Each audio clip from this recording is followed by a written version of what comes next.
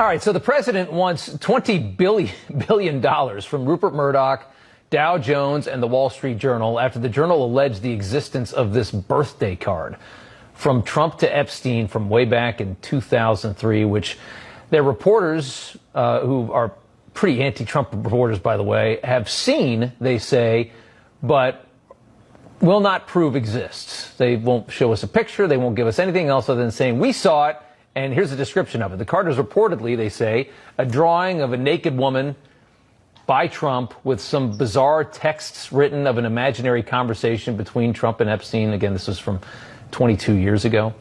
Alejandro Brito is the president's lead attorney in this $20 billion lawsuit. He joins us now, and sir, it's good to have you on. The Journal took a really big swing here.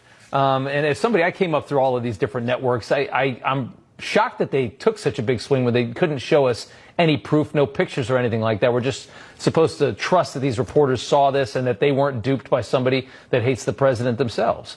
What are your thoughts on what they did here as far as the journalistic integrity of it? You know, Rob, that's a great point to lead into, because in advance of the article being published, they reached out to the president and advised him that they were going to be reporting about this artificial or disingenuous letter that they claim exists.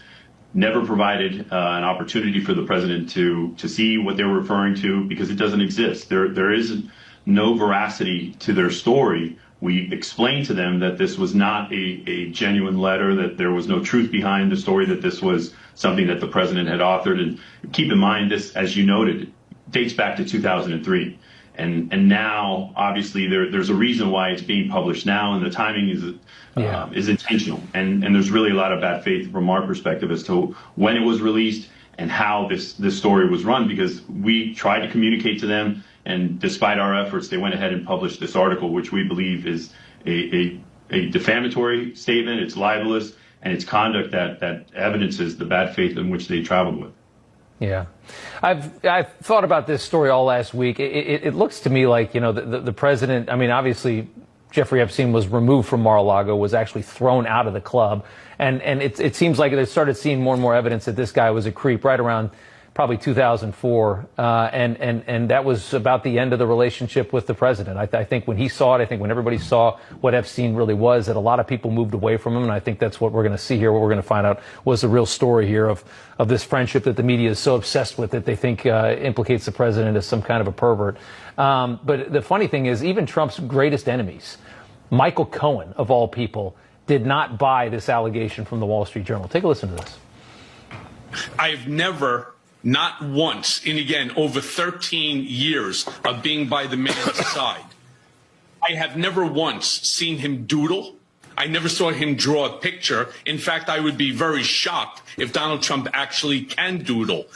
It's just not his thing. And the language, using words like enigma, that's not a Donald Trump word. I mean, he certainly knows what the word is, but it's not a word that he uses. I found the whole thing just to be odd.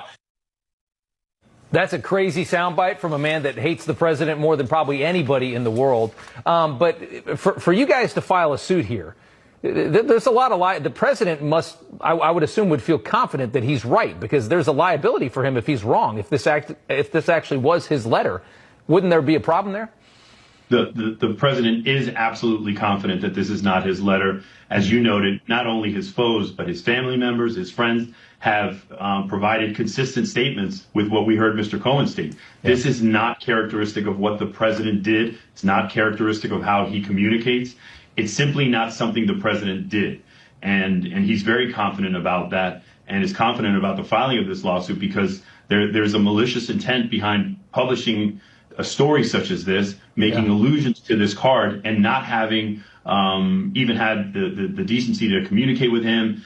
Even after we reached out to them, they alluded to the fact that they would address this problem. And despite making such statements to him and to the administration, they published the article and went ahead with this false, defamatory, really, really harmful story that, as we noted in our lawsuit, has now been disseminated to hundreds of millions of people, and it's been rebroadcast, republished.